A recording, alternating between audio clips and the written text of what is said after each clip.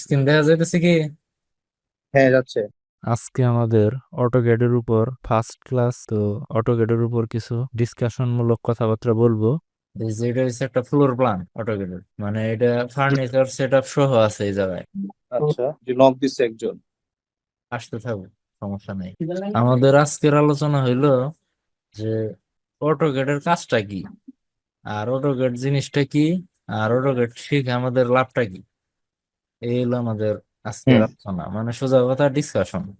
যে এই জিনিসটা আমার কেন শেখা উচিত, এটার কাজটা কি, মানে এটার অবজেক্টিভটা কি, আর এটা শেখার পরে আমাদের ভবিষ্যৎটা কি।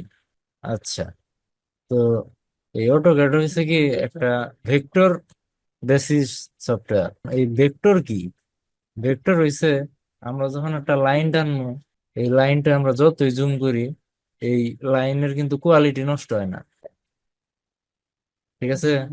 তো হুম। কোয়ালিটি নষ্ট না হওয়ার কারণ হইছে এটা হলো ভেক্টর বেসিসে কাজ করতেছে। আর এটা যদি ইমেজ বেসিসে কাজ করতো, মানে রাস্টার যেটা বলে, তাহলে এই জিনিসটা জুম করলে আমার ফাইটে যেত বা নষ্ট হয়ে যেত, ঝাপসা হয়ে যেত। এটা হচ্ছে একটা মানে বড় ব্যাপার যে অটোক্যাডটা আমরা কি কারণে ইউজ করি। আমরা যখন একটা প্রজেক্ট করি, এমন হইতে পারে যে ওই প্রজেক্টটার লেন্থ বা ওই প্রজেক্টটার এরিয়া বিশাল বড়, তখন কিন্তু আমার ওই ফটোশপ বা অন্যান্য যত সফটওয়্যার আছে, মানে রাস্টার বেসিস যে সফটওয়্যার গুলো আছে, ওইগুলা দিয়ে কিন্তু আমরা প্রপার একটা আউটপুট পাবো না। এই কারণেই আমাদের এই অটোক্যাডের উপর নির্ভরশীল হইতে দিতেছে।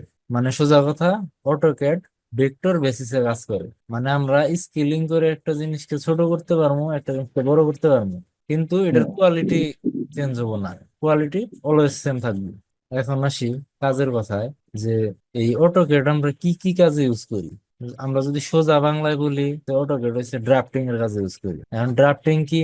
ড্রাফটিং হচ্ছে কি, আমরা আমরা যখন কোনো আমরা যখন কোনো একটা ডিজাইন ড্র করি, এটা হইতে পারে আর্কিটেকচারাল বা স্ট্রাকচারাল ডিটেইলিং, মানে সোজাসুজি ড্র করার ব্যাপারে যে আমরা যে ডিজাইনটা করি, ওটাই হচ্ছে আমাদের ড্রাফটিং। তার মানে বোঝা গেল যে আমাদের অটোক্যাড জিনিসটা হলো ড্রাফটিং সফটওয়্যার। আর এই অটোক্যাডের মাধ্যমে আচ্ছা। আমরা এই আমাদের সিভিল বা আর্কিটেকচারাল বা ইলেকট্রিক্যাল বা প্লাম্বিং, মানে একটার সাথে আরেকটা রিলেটেড আছে, বা মেকানিক্যালের এমইপি বা ফায়ার ফাইটিং এর একটা ব্যাপার আছে, ফায়ার সেফটি ইস্যু আছে।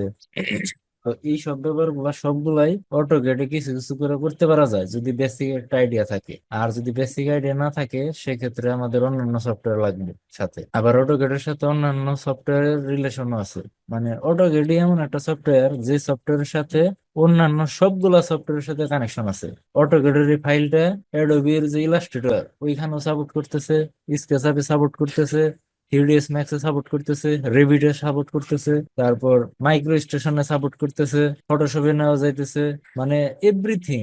মানে অটোক্যাড এমন ভাবে বানানো হয়েছে, এটার বিল্ড কোয়ালিটিটা এতই সুন্দর হয়েছে যে এই সফটওয়্যারটা থেকে আমরা ফাইল ট্রান্সফার করে অন্য সফটওয়্যারে আমরা কাজ করতে পারি, এতই ইউজার ফ্রেন্ডলি। কিন্তু অটোক্যাডটা মূলত 2D ড্রাফটিং এ বেশি ইউজ করা হয়। 3D ড্রাফটিং এ অটোক্যাডের বিকল্প অন্যান্য যে সফটওয়্যার গুলো আছে সেগুলো ইউজ করা হয়। এখন যদি ওয়ার্ল্ড এর হিসেবে আসি, যে সারা বিশ্বে কি ব্যবহার করা হয়, সেই ক্ষেত্রে দেখা যাইতেছে কি, যে সারা বিশ্বে অটোক্যাডের বিকল্প মাইক্রো স্টেশন বা ইলাস্ট্রেটর, মানে গ্রাফিক্স ডিজাইন রিলেটেড যে সফটওয়্যার গুলো আছে সেগুলো ইউজ করতেছে। রাইনোস আছে, তারপরে 3ds ম্যাক্স আছে, স্কেচআপ আছে, এগুলো অটোক্যাডের বিকল্পই। রিভিট আছে। রিভিটটা হচ্ছে সবচেয়ে কম সময়ে বেশি পপুলার হয়েছে। রিভিট রিভিটের কিছু অ্যাডভান্টেজ আছে এই কারণে। আর রিভিট অনেক বড় একটা চ্যাপ্টার। এখন এই রিভিট নিয়ে যদি কথা বলি শেষ হবো না, এত বড় একটা চ্যাপ্টার। তো আমাদের অটোক্যাডটা হচ্ছে মানে কি, এটা আর কি অটোক্যাডের বিপরীতে ব্যবহার করা হয়। হ্যাঁ অটোক্যাডের বিকল্প। কারণ কি, যে অটোক্যাডে আমরা আসলে অভ্যস্ত হয়ে গেছি। বিকল্প, আচ্ছা। মানে অটোক্যাড জিনিসটা এতটাই ইউজার ফ্রেন্ডলি যে আমরা অটোক্যাডের বিকল্প কিছু চিন্তা করতে পারি না। কখন চিন্তা করা লাগে, যখন আমরা কর্পোরেট জগতে কাজ করি, তখন কিছু রিকোয়ারমেন্ট থাকে। কর্পোরেট জগতের রিকোয়ারমেন্ট গুলোর মধ্যে একটা, মানে যদি এই হাই লেভেলের কোনো স্কিল্ড থাকতে হয় রিকোয়ারমেন্টের মধ্যে, সেটা হচ্ছে রিভিট এক নাম্বার। আর রিভিটের পরের অবস্থান স্কেচআপ, তারপরের অবস্থান 3ds ম্যাক্স। এটা আসলে সিভিলদের জন্য এতটা ইয়া না। সিভিলের মেন সাবজেক্ট হচ্ছে ইটেপস, মানে স্ট্রাকচারাল ডিজাইন। আর কেউ যদি বলে যে না, আমি শুধু স্ট্রাকচার না, অন্যান্য পাশাপাশি আমার সাপোর্ট কিছু সফটওয়্যার জানা দরকার, কারণ এক স্ট্রাকচার নিয়ে পড়ে থাকলেও কিন্তু জব ফিল্ডে ওইরকম একটা নিজের ভ্যালু তৈরি করা পসিবল না। এই কারণে অটোক্যাড প্রথমে আমাদের যখন একটা লাইফের ক্যারিয়ার শুরু হয় ফ্রেশার অবস্থায়, তখন আমাদের ড্রাফটম্যান হিসেবে কাজ করতে হয়। কারণ আমরা যখন একটা সফটওয়্যার সম্পর্কে জানবো বা একটা কাজ সম্পর্কে জানবো, তখন আমরা ওটার গভীরে যাইতে পারবো। ওটা সম্পর্কে যদি আমরা না জানি, সেক্ষেত্রে আমরা গভীরে যাইতে পারবো না।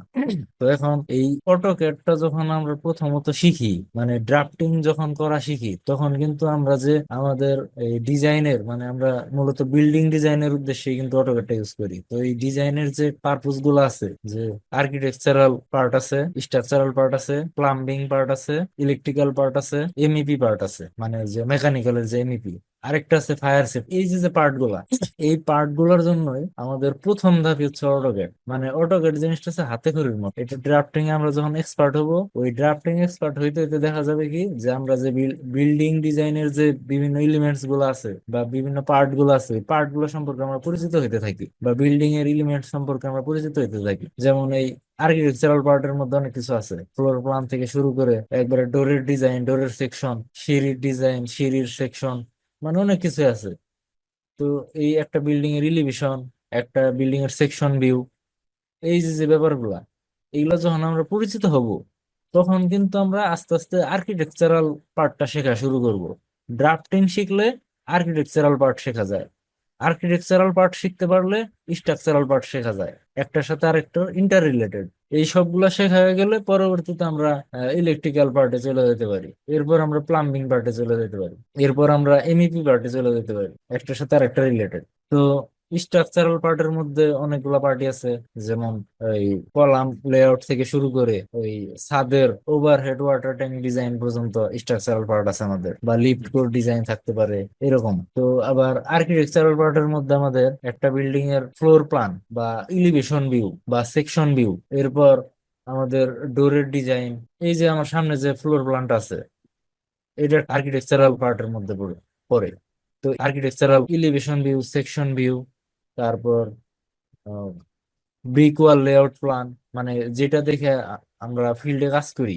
তো এই আর্কিটেকচারাল থেকেও কিন্তু আমরা আমাদের ফিল্ডে কাজ করা হয়। ফার্নিচার সেটআপ, মানে আমাদের একটা রুমে সবগুলা এলিমেন্টস কিভাবে সাজানো গেলে ওটা একটা প্রপার ইউজেস পাওয়া যায় বা প্রপার একটা শেপ চলে আসে, সেই জিনিসগুলো কিন্তু আমরা আগে থেকেই প্রি প্ল্যান করে রাখি। যার কারণে আমাদের যারা ক্লায়েন্ট আছে, আমরা যখন প্রফেশনাল কাজ করব, আমাদের যারা ক্লায়েন্ট আছে তারা কিন্তু আমাদের কাজ দেখে সন্তুষ্ট হবে। এটাও কিন্তু একটা ক্লায়েন্ট স্যাটিসফ্যাকশনের জায়গাগুলো এগুলাই, আর্কিটেকচারাল পার্ট, স্ট্রাকচারাল পার্ট, এগুলো হচ্ছে ক্লায়েন্ট স্যাটিসফ্যাকশনের জায়গা। এই জায়গাগুলোতে কোনো ছাড় দেওয়া যাবে না। আর আমরা যারা সিভিল ডিপার্টমেন্টের লোকজন আছি, এদের প্রথম কাজই হচ্ছে স্ট্রাকচারাল আর আর্কিটেকচারাল পার্টটা ভালো পারা। আমরা হয়তো একটা সময় দেশে এরকম হয়ে যেতে পারে যে আমরা সিভিল ডিপার্টমেন্ট বলে আমরা আর্কিটেকচারাল পার্টটা করতে পারবো না, আমাদেরকে আর্কিটেক্ট নিয়োগ দিয়ে, তারপর তাদেরকে দিয়ে আর্কিটেকচারাল পার্ট করিয়ে, তারপর ওইটার উপর বেস করে আমাদের স্ট্রাকচার করতে হবে। হয়তো সামনে এরকম দিন আসতে যাইতেছে, আমি যতদূর জানি। আর এরকম হইলে সেক্ষেত্রে আমাদের সব ধরনের নলেজ থাকা লাগবে।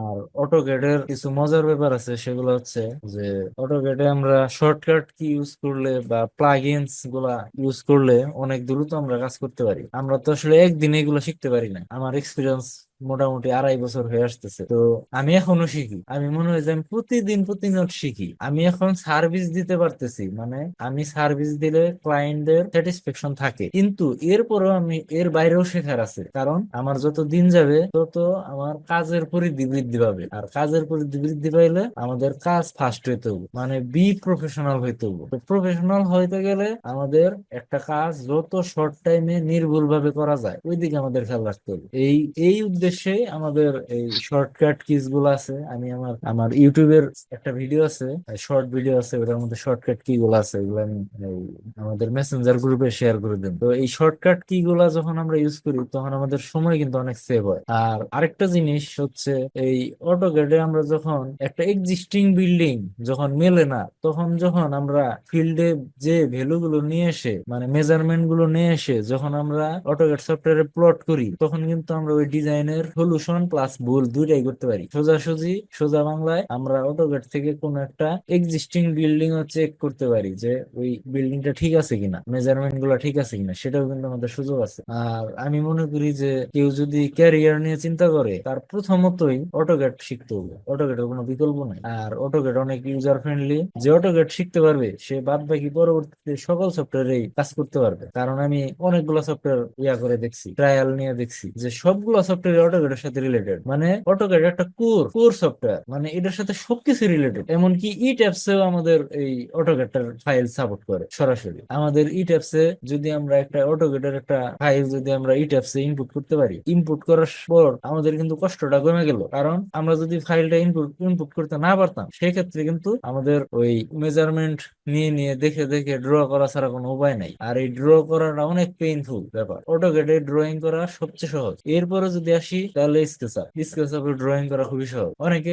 অটোক্যাডের বিকল্প স্কেচআপ ইউজ করে, মানে একই সাথে স্কেচআপে 2D করতেছে, স্কেচআপে 3D করতেছে। আবার এরকমও কিছু আছে, কিছু কিছু লোক আছে, আমি আর্কিটেক্ট চিনি, আমার পরিচিত প্রফেশনাল কাজ করে, তারা অটোক্যাডের বিকল্প রিভিট ইউজ করতেছে, রিভিটেই সবকিছু করতেছে। রিভিটের আবার অনেকগুলা ধাপ আছে। মানে রিভিটের মধ্যে গেলে আমাদের সিভিল ডিপার্টমেন্ট থেকে যদি আমরা রিভিটে চলে যাই, সেক্ষেত্রে আমাদের কিছু সুবিধা আছে অসুবিধা আছে। রিভিটে আমাদের সময় অনেক বেশি লাগায়, শিখতেই সময় লাগে, আবার ওটা কাজ করতেও সময় লাগে বেশি। এখন কিভাবে কাজ করতে সময় বেশি লাগে, আমাদের রিভিটে প্রত্যেকটা পারপোজের জন্য আলাদা আলাদা সফটওয়্যার বানানো, যেমন রিভিট আর্কিটেকচার, রিভিট এমইপি, এরকম রিভিট ইলেকট্রিক্যাল, এরকম। তো এই যে মানে রিভিট একটা শিখলে হইতেছে না, একটার সাথে অন্যান্য গুলো শেখা লাগতেছে। এটার সলিউশন নিয়েছে অটোক্যাড। আমরা যারা কম সময়ে বেশি কাজ করতে চাই তাদের জন্য অটোক্যাডের বিকল্প নাই, সোজা কথা। রিভিটেও আবার সুবিধা আছে, যেমন আমরা যদি এখন রিভিটের একটা বিম মডেলিং এর পোর্শনের যদি কথা বলি, আমরা যখন রিভিটে একটা 3D ডিজাইন করব, ওইটা অটোমেটিক আমাদের সেকশন ওইখান থেকে আমরা পেয়ে যাব, আমরা সম্পূর্ণ বিল্ডিং ইনফরমেশন পেয়ে যাব। বিমের ফুল মিনিং হচ্ছে বিল্ডিং ইনফরমেশন মডেলিং। মানে আমরা যখন একটা বিল্ডিং এর 3D ডিজাইন করব, তখন ওটার সেকশনও চলে আসবে, এলিভেশন অটোমেটিক চলে আসবে, খুব সহজেই তাও। আর এই এই একটা সুবিধার কারণে কর্পোরেট জগতে ম্যাক্সিমাম রিভিট ইউজ করা হয়। আবার মজার ব্যাপার হচ্ছে এই জিনিসগুলা স্কেচআপে আরো সহজে করা যায়। রিভিটে যা যা করা যায় সব স্কেচআপে করা যায়, কিন্তু স্কেচআপের কিছু কিছু রেস্ট্রিকশন আছে, আবার অটোক্যাডের কিছু কিছু রেস্ট্রিকশন আছে, যেটা আবার রিভিটে নাই। স্কেচআপের মেন সমস্যা হচ্ছে স্কেচআপে বড় প্রজেক্ট করা যায় না, বড় প্রজেক্ট করতে নিলেই হ্যাং করে। কিন্তু রিভিট তা না, রিভিট বা অটোক্যাডে যত বড় ফাইল দেওয়া হোক তারা নিবে, তারা সাপোর্ট করবে। বড় বড় ব্লক ইউজ করা যাইতেছে, বড় বড় ফাইল ইউজ করা যাইতেছে, কোনো সমস্যা নাই, সব চলে অটোক্যাড বা রিভিটে। বা 3ds ম্যাক্স এর কথাও যদি বলি, ওইখানে আমরা সবকিছু ফাইল সাপোর্ট করানো যাইতেছে, মানে সব ধরনের জটিল ফাইলও সাপোর্ট করতেছে। এখন আমরা যদি 3ds ম্যাক্স এর একটা ফাইল যদি স্কেচআপে দেই, একটা বড় প্রজেক্টের বা রিভিটের একটা বড় ফাইল যদি স্কেচআপে দেই, স্কেচআপে আবার সব সাপোর্ট করে, ঠিক আছে, কিন্তু ও দেখা যাইতেছে কি যে ওই ওর সাপোর্টের ক্ষমতাই কম, মানে ওর বিল্ড কোয়ালিটিটা একটু দুর্বল, যার কারণে সে হ্যাং করবে, আমাদের কাজে বিঘ্ন ঘটবে। এই কারণে এটার সলিউশন হচ্ছে আবার রিভিট। অনেক আলোচনা করলাম, এখন মোটামুটি আমি মনে করি অটোক্যাড সম্পর্কে সবার প্রপার একটা ধারণা হয়েছে।